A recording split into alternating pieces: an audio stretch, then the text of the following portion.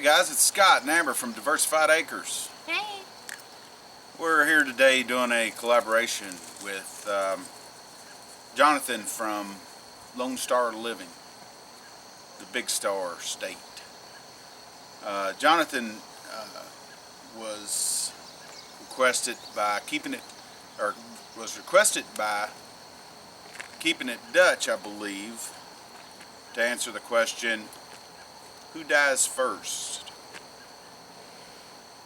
Survivalist or homesteader?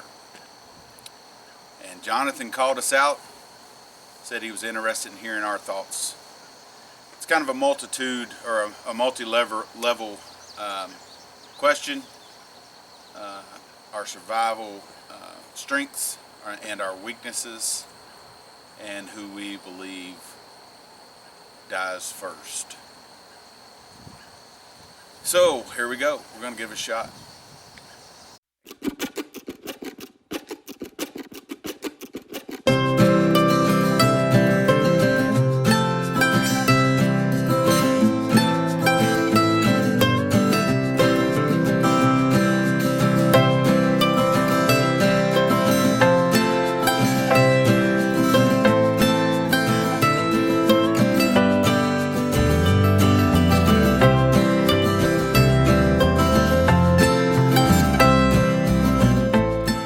First question is, was I a prepper and then become a homesteader, or were we homesteaders and then become preppers? I think for both of us, we were homesteaders first. We both grew up on homesteads, and then we recognized that, I mean, let's be honest, the country's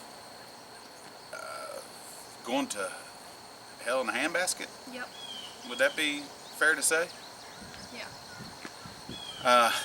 You know, there's mass killings daily. Every day we looking to fight somebody else. Our youth is not being brought up like they should be. There's no values, there's no morals any longer. And it just continues to get worse and worse as things go. So we recognized that several years ago. I've been prepping for, I guess, about 23 years, and I got away from it for a little while because I got in law enforcement, and I thought, well, you know, I'm in law enforcement, no need to prep.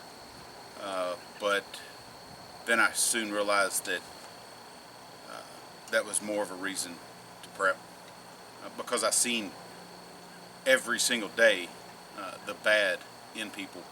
Those were the people I were dealing with. So when Amber and I got together, and that's where we're going to kind of start this from. When Amber and I got together, we started, we were already homesteading here on the homestead, and we, you know, so we were raising our animals, we were raising our gardens, we were providing pretty much self-sufficient. We are dependent upon the electric service for electric, and we have county water.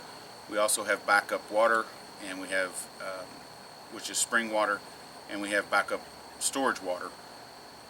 About 17,000 gallons worth of backup storage water. We alternate that water source, that backup storage water source, so it doesn't go stagnant. It is used, but it does alternate, so it's always full. But we, you know, we really started, because on the homestead we try to be as self-sufficient as possible. We try to grow everything that we can grow. We try and you know, process everything that we can process. But there are things that we have to leave the homestead for, obviously, medications and things of that nature that we aren't skilled enough in at this point. Now, we've prepped those items. We have prepared for that from a medical side. I am an EMT, first responder, certified CPR, you know, several different levels, and in that I have prepared kits for various different trauma kits, all the way down to just a small wound that without treatment could turn out to be a life-threatening situation. We've educated ourselves in that respect as well, either via books or online courses, things of that nature. So we have, we don't show this side of us, the prepper side of us, very much.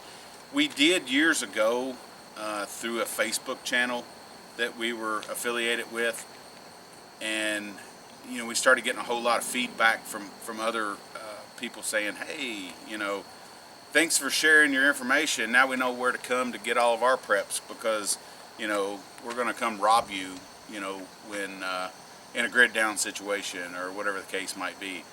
Well, first of all, you've got to find me. Second of all, we are mobile, which is right now our homestead is stationary, and we have the means here to defend our homestead, and we have the capabilities of defending our homestead, and we will defend our homestead if ever put into that situation.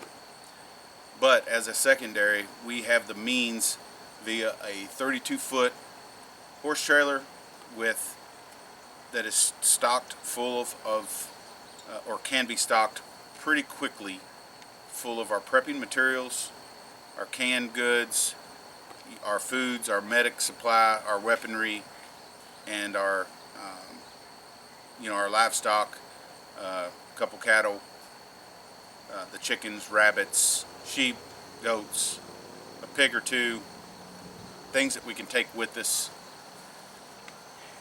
generators, fuel storage, and several thousands gallons of water that are in barrels that could be transported pretty quickly.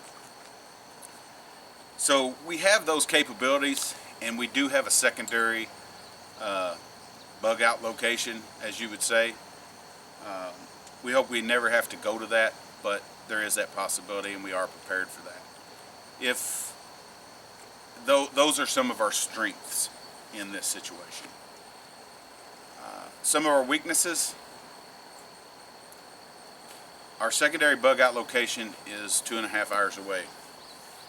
Pulling a 32-foot trailer makes it probably a little bit longer, but I think it's still doable in a 3-hour span. And if we leave with notification in time, and the disaster is such as a grid down or something that we have just a little bit of a heads up before shit really hits the fan, because there's going to be just a lull if this ever comes about. People will be in a daze. We just had a video on a hog killing that showed me a lot of what she and I have discussed over the years about what will happen. We know people will come for what we have prepared for, because we know that there are people who are too lazy and too selfish to do for themselves. We provide for them right now through our taxes and welfare programs. Now, we know that. So we know that they're going to pick up arms somewheres, and they're going to come for what we have to feed their families.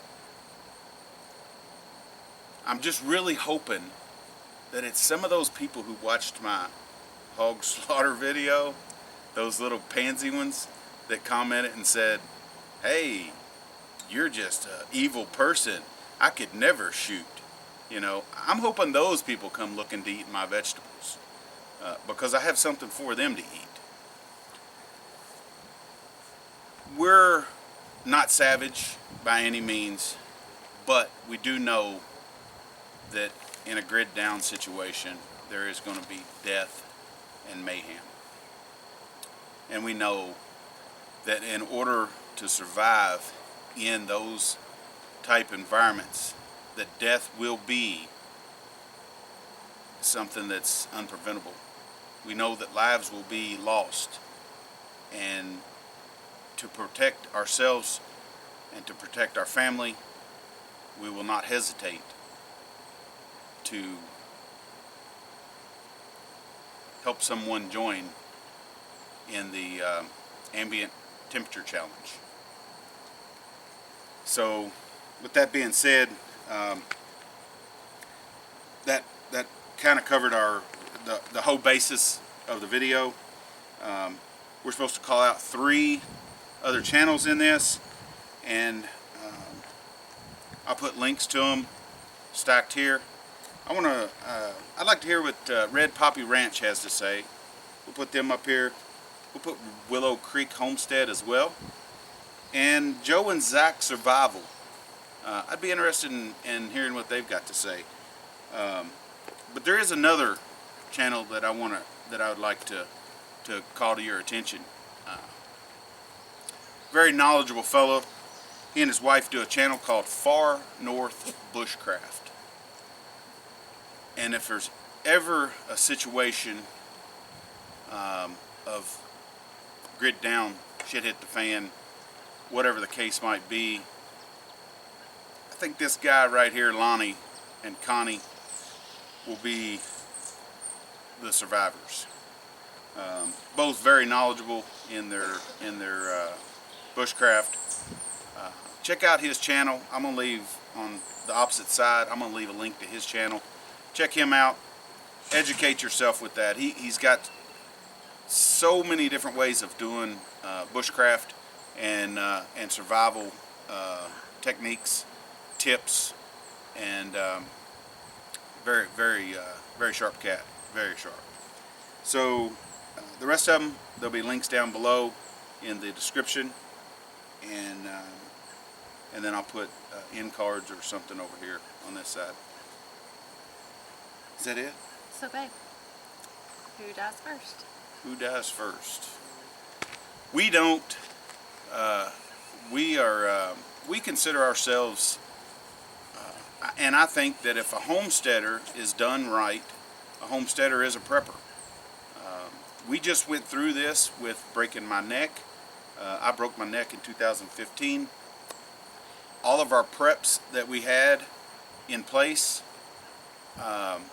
kept us alive. They kept us fed. We survived off of our food that we had in stockpile. We had to use that. When our water was shut off, we were able to get water from the barrel because we couldn't pay our water bill. When we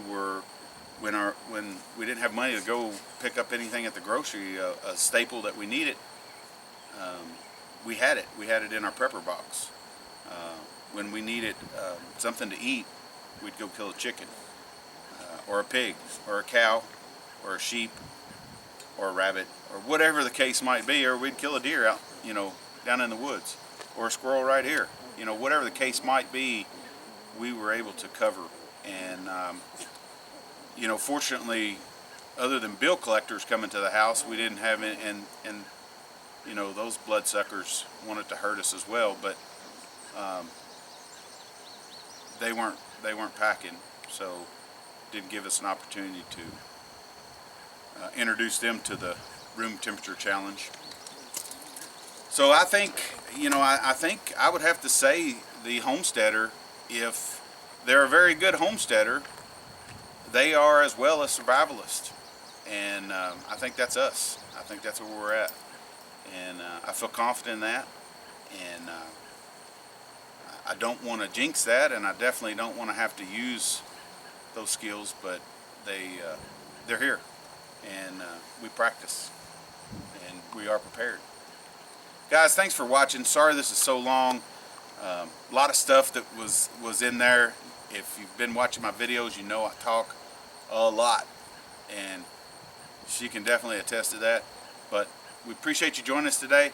If you would, like and subscribe, share, comment. Let us know what you think. Who lives? Who dies first? I do want to say thanks again to, I think this started with Off Grid with Brad and Kelly. I think they're the one that put this collaboration together originally, but Keeping It Dutch, super good channel as well. He sent it over to Lone Star, and then Lone Star sent it over to us, and we're sending it on to a few others. Again, thanks guys. We'll catch you on the next one. Bye.